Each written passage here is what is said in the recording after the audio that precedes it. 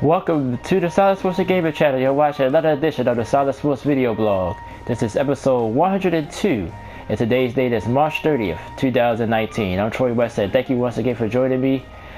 Big sports week this week. Had baseball season kicked off on Thursday.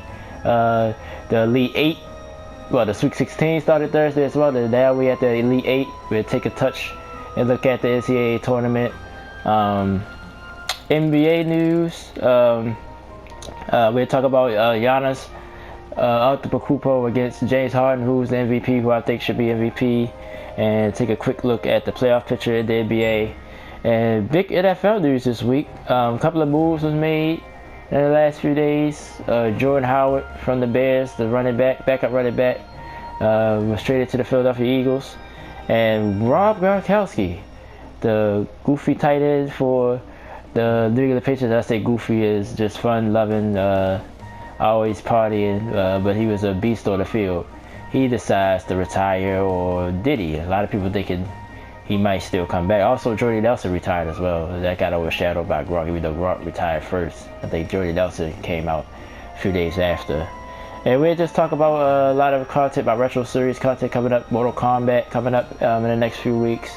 Resident Evil 2 and everything else through the retro series. But first, we'll start with our Major League Baseball update. Baseball season started really a week ago in Japan, where the Mariners swept the Oakland A's in a short 2-game series in Tokyo, and Ichiro Suzuki retired, which I talked about last week. Mariners still look good. They came here, they beat the Red Sox, got the Chris Sale real bad on Thursday. They lost last night for their first loss of the year, but Seattle, even though they cleaned house, looked pretty good. Looked like they could be consistent, but you can't tell this early in the season what's going on or what's going to happen. You could go back and watch episode 101 when I previewed the Major League Baseball season, so I ain't going to talk too much about baseball today. I talked a lot about it the other day. I gave you all my predictions and everything, and of course there's no reason to change them now. But that was surprising. That was a surprising thing, for early. Seattle looks pretty good early. Chris Sale, the way he got hit real hard. Bryce Harper had a rough start in his opening game. I think he went 0 for 3. I think he struck out 2 or 3 times as well. But the Phillies did win the game over my Atlanta Braves. I think they start their series back today. Seeing the Yankees and the Orioles. Of course, I'm an Orioles fan, and I live in Baltimore as well. So I watched that game. Yankees just deep. They got a lot of injuries, but they still got Judge. I think Judge, like I said, is going to be MVP in the AL. Last night, Paul Goldschmidt for the St. Louis Cardinals hit 3 home runs. I think he has an outside shot to be MVP, but I still want to go with Nolan Arenado and the Rockies, who is off to a 2-0 start as well, but they're going against the Marlins, who's probably the only team in the National League that really has no potential to do anything this year. The rest of the National League is deep. I keep hearing about the Pirates. I haven't heard a lot about the Pirates till now, but they're saying they might be a contender as well. So a lot of teams with potential to do something in the National League. So the National League is going to be deep. The American League, you still got the Astros, Yankees, Red Sox, and it seems like it's everybody else. That 4th team stepping up might be Oakland, even though Oakland, start off slow. Like I said, the Mariners look good so far. It's just only a few games into the season, but but those 3 teams are the solid teams: Houston, Boston, and New York Yankees. So we'll see if that changes throughout the season. But if you want, still early in the season, like I said, a lot of games today. A lot of teams still starting probably Monday. We'll open up their series at home. Orioles don't open at home until next Thursday, when they play the Yankees again. And my Braves, they open up against the Cubs back in Atlanta. Even though I'm a little dang, I wish they was able to get that win on opening day, but that's fine. It's a long season. Of course, baseball long, 162 games, so it's a very, very long season. So we'll see how things turn out but it's too early to tell anything. All my predictions, like I said, you go back and watch the final episode. I put the link in the information box on the top of the screen. At the top of the screen or your YouTube channel, a little eye thing. So I have it. You could go look at it if you want to know more about my prediction on baseball. So let's move on. So this might be a short video today because, like I said, I talked a lot about baseball the other day. But let's go into the NBA. NBA season winding down, about a few weeks left. The Western Conference, like I said, is pretty much set as far as the teams that's going to make it. You got the Warriors up top, even though Denver's right there. They lost last night. So controversy, I believe, to the Minnesota Timberwolves in overtime last night. Warriors just don't look the same, but I think it's more of a motivation thing. I still think once the playoffs come, that's what they're just waiting on. Like I said, Denver, Houston has been unbelievable the last few months, especially James Harden, which we're about to talk about. The Thunder sort of fell off, but they still supposedly will make the playoffs. Because the only team that's still alive in the West at the bottom is the Kings, and they're still like 6 or 7 games out, so it's coming close for them to be eliminated as well. The Clippers is probably the most surprising team in the West this year. They in the playoffs. The Spurs made it again as well. I thought this might be the year they might not make it, but few teams like the Lakers and the Pelicans, I think, are the two teams to me that I thought they was going to be in and didn't make it. So that puts the Clippers and the Spurs in. Utah Jazz, they turned it around. They started off slow just like last year. Blazers have been cruising along as well. So the West is kind of deep. But we'll see how things turn out. See who had to play who in the first round. I think that's what's going to determine who makes it to the West. I think the only team I feel good about going to the Western Conference Finals 100% is the Warriors. But I think after that, it's matchups. Like who match up with who. I like the Thunder too, even though they've been struggling lately. I think Paul George get back to his form. He fell out the MVP race to most people's eyes. But if he gets it together, then I think the Thunder definitely. I think they have the higher ceiling than the other teams do. Basically, I think Portland. I don't like their bench, in my opinion. I think they're just not deep enough. I think Damian Lillard would have to probably play out his mind for them to get far.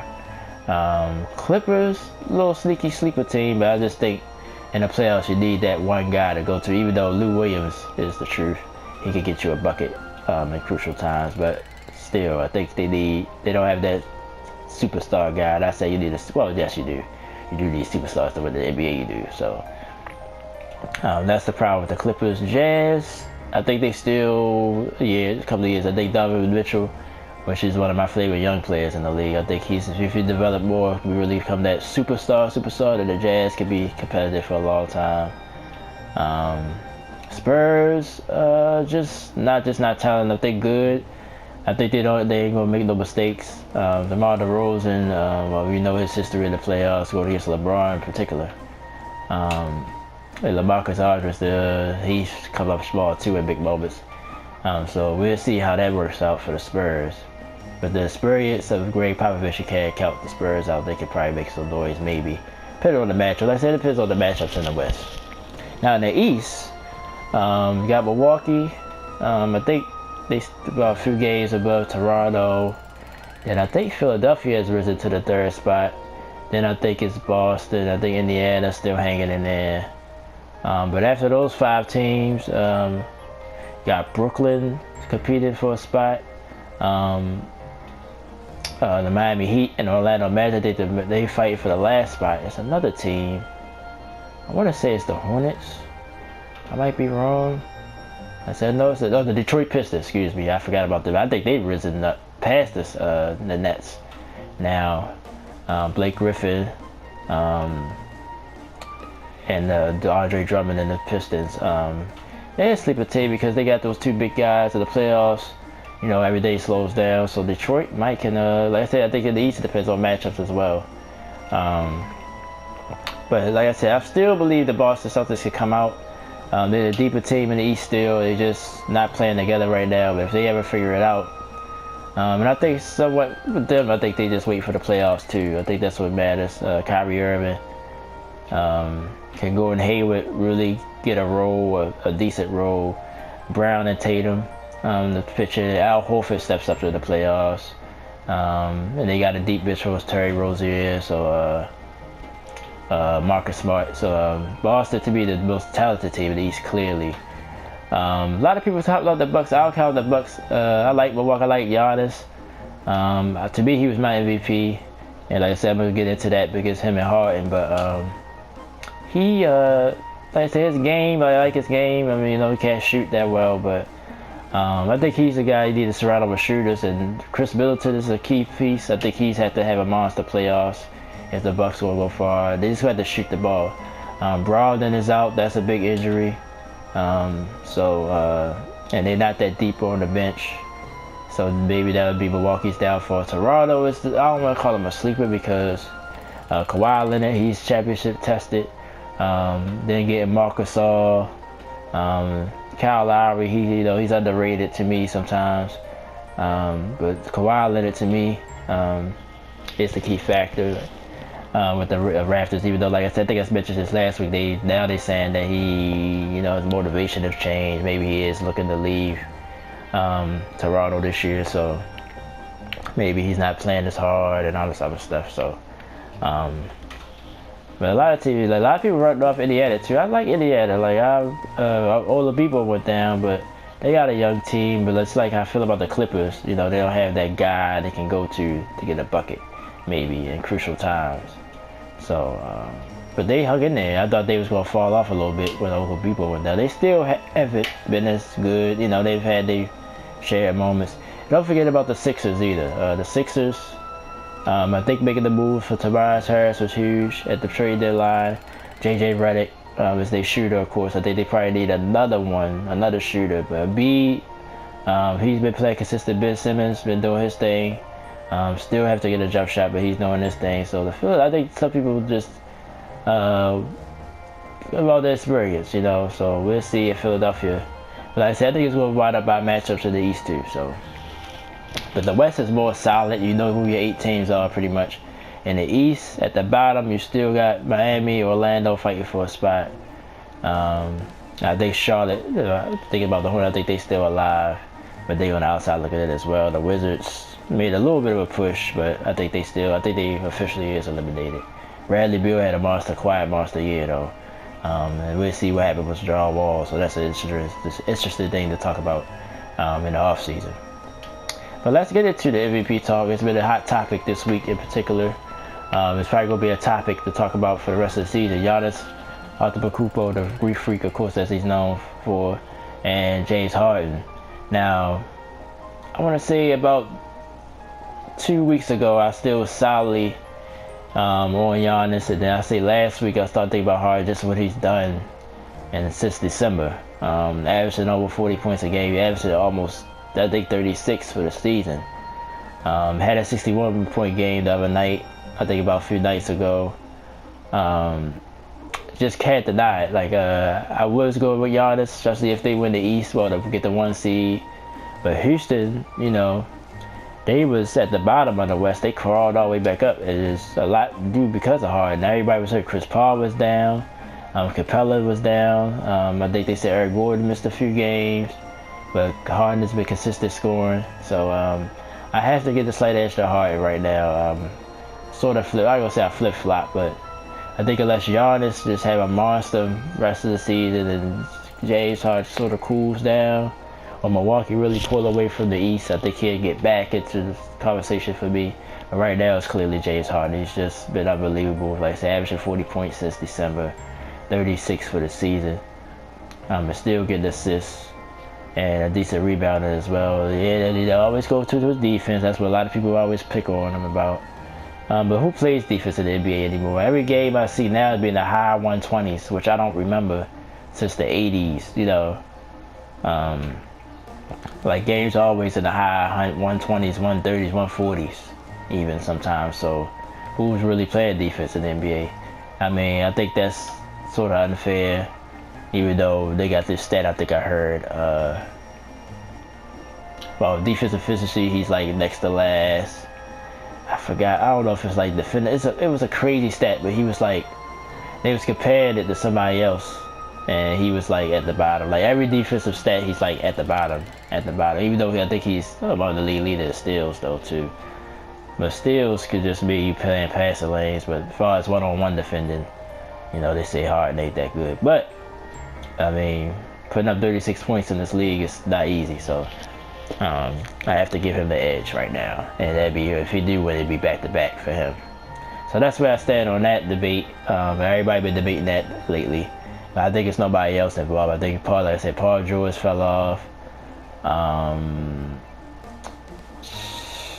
Well, I guess you could pick any of the Warriors, Steph Curry, Kevin Durant, but I think they canceled themselves out. Really nobody else to think of, to me. Maybe Embiid, you know, because I mean, he just, I said Kawhi, but I think Kawhi has been quiet, so I think it's only Giannis and Harden up for that award. Alright, that'll do it for the NBA talk for the week. Let's go to the NFL. NFL news still every week, despite it being the off-season. Draft is in about a month. A big move this week, though, well, a quiet move. I wouldn't say quiet because it was news, but the Jordan Howard trade to the Eagles. I think the Eagles only gave a 5th rounder for him. And I've seen this guy play enough times. Even last year when the Bears had a good decent season, made the playoffs. Lost to the Eagles, by the way, in the playoffs on that field goal miss by Parkey or whatever I think his name was. Anyway, that's a big move for the Eagles. They need a running back depth. Carson Wentz come back healthy. I think that's the biggest question going into the Eagles offseason. But that division now, it's not like it's just two teams now. Dallas made a big move. They got Robert Quinn from the Dolphins. You know, he used to play for the Rams, was on that defensive line. So the Dallas defensive line, even though they lost, who was it? Randy Gregory, I think again. Or was it DeMarcus Lawrence? One of those two for the weed. One of them is gone and suspended definitely. So they pretty much replaced him with Robert Quinn. Robert Quinn is underrated. He has a motor. I like his game, so that helps Dallas. So I think it's just Dallas and Philadelphia. I think the Giants, well, you see what the Giants did, trade away everybody, and Eli's going to start again. So don't see them doing too well this year. And the Redskins have question marks at quarterback. They signed Case Keenum a few weeks ago, but just overall, just not a, just team in territory to me. So I think it's just Dallas and Philadelphia, and we'll see about the Redskins and the Giants. But I think it's clearly Dallas and Philadelphia going to be fighting for the NFC East next season. The hugest news this week coming out of the NFL is Gronkowski just retiring out the, well, they say out the blue, but there's been rumors about it the last few years. Last offseason and this offseason, it was a little bit rumors, and he finally did it though. He did it through social media. He says he's done now. Well, some people say, well, they don't believe him. Just it's the off season, but he has a lot of injuries. Like, he's been beat up. Had a lot of injuries with his arms, his knees, everything else. So he's been beat up. The debate though been this week about him, and is he he's definitely one of the best tight ends ever to play, but is he the best? I still can't go that far. I would still personally, this might be somewhat biased, I would still want Tony Gonzalez over him. I probably would still want Antonio Gates. That's the biased one. I think Antonio Gates' career is better underrated just because he didn't win a lot in San Diego, well, now Los Angeles. He had a great career. I was still leaning towards Shannon Sharp as well. I like Gronk. I think he's a monster. He's uncoverable when he's on. I just think the longevity. They only play 8 years, and I really take longevity into consideration. Definitely one of the most dominant ones. But maybe I'm being a hypocrite. You wanna know why? Because I just thought about. I think I thought about this yesterday to myself too. Because Barry Sanders, a lot of people don't say Barry Sanders is the best. To me, Barry Sanders is the best I've ever seen with my eyes. Like, He didn't play that long. He played 10 years. But you know, he didn't win. He was in Detroit. You know, they didn't win anything. But no matter what, you get this guy the ball. No matter how bad the offensive line is, he found a way. He probably got tackled for a few losses here and there, but then he exploded for 50 every game. It wasn't once in a blue moon. He would gain them yards back. He was just unbelievable, like just exciting. So it might, like I said, if, you know, to compare Gronkowski to that situation, it's a different situation, but because he didn't play as long, so the stats, you know, but even though his stats was monstrous, I think it's a stat out there. I think touchdown per game, I think it's like 0.64, which is basically almost more than half a touchdown a game. And him playing not many games because he's being injured and stuff too, so that is high. So he's definitely one of the best. But if I had to pick one, everybody at their prime or everybody at their heyday, I probably would still go with Gonzalez. I like Antonio Gates as well. Maybe even Shannon Sharp. I think him and Shannon Sharp is neck and neck to me, in my opinion. But you know, hopefully he enjoy his retirement. You know, he likes to party. That's what he's known for. So maybe he'll get a chance to party. Maybe he'll find something to do. Don't see him doing no broadcast. I just don't see like he's that type of guy. I don't see him doing like no broadcasting job or anything like that. But definitely, Patriots definitely going to have to do something though. I mean, but they always find a way. He's been hurt in the past, and they've still gone on and won. So, I don't think. I mean, it's a big deal. But I don't think it's a huge deal. I think the Patriots can make up for it. So we'll see. And they still in the AFC, so I mean, no challenges really. Either the Jets made some splashes, but I still don't see the Jets winning that division. Also, Jordy Nelson retired, just to throw that in there. I think, even though Gronk retired first, well, I think like 2 days before Nelson did. But Jordy Nelson, I guess another underrated receiver, but I think I don't like to say, well, somebody made your career, but I think Aaron Rodgers pretty much elevated him. I think if you look at any of his stats compared to him playing with Aaron Rodgers, even when Aaron Rodgers got hurt and he played even though the quarterbacks wasn't that good, like the backups to Aaron Rodgers wasn't really that great, but his numbers just drop off very significantly. I don't think he had a decent year in Oakland, but not like he probably would have if he just stayed. I was wondering, I was like, dang, well, he got cut by the Raiders. I think that's part of him to retire, but I'm surprised I wonder if the Packers tried to reach out to him and bring him back, because Packers could use him, even though they got Randall Cobb and you know, but I mean, he could have fit right back in there. I mean, you're used to that offense, you know, maybe do one year. Wouldn't be surprised if that happens. You know, that's just something to look out for, because he is cut, so he is a free agent, but he decided to hang it up as well. So we're about to wrap this week up. Some of my final thoughts. Let's talk about the NCAA. You know, we got the women's tournament as well, but the men's are now within the Elite Eight. Of course, the Sweet 16 started Thursday. 2 games tonight. Texas Tech, Gonzaga. I'm looking at here. Purdue, Virginia. Purdue, to me, what I've seen of them, they got that guy. I don't know. I'm sorry, I don't know his name, but he lights up the scoreboard. Virginia, I'm sort of surprised they got this far. I thought they was gonna get beat before now, but that should be a good game. And the Gonzaga, Texas Tech, I didn't really hear much about them till now. But I'm rooting for Gonzaga though, because Gonzaga is sort of mid-major, but they've been dominant, been consistent for the last, say, 20 years. They made the championship game last year, fell short. I hope they somehow pull it out. I would want to see, if I was rooting for someone, I want to see Gonzaga win it. And then on the other side, North Carolina, only 1 seed that's gone, as they lost to Auburn. Auburn looks good. They will go against Kentucky in the rematch. And Duke will get Michigan State.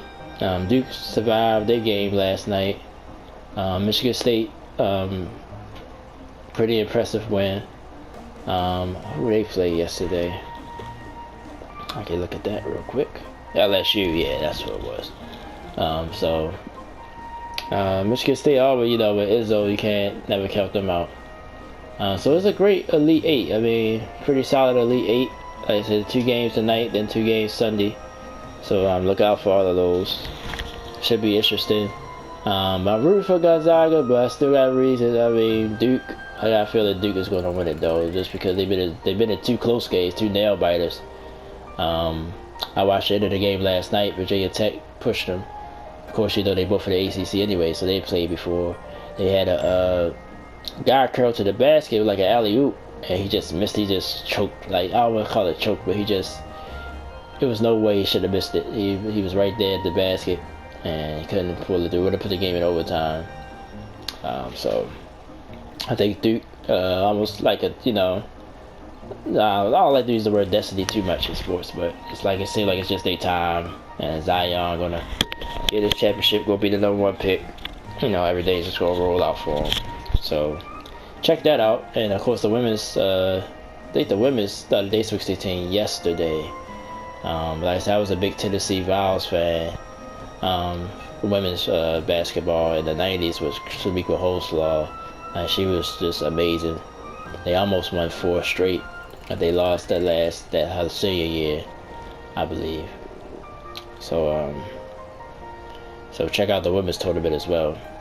And just what's coming up on the channel, Retro Series. Been dominating lately.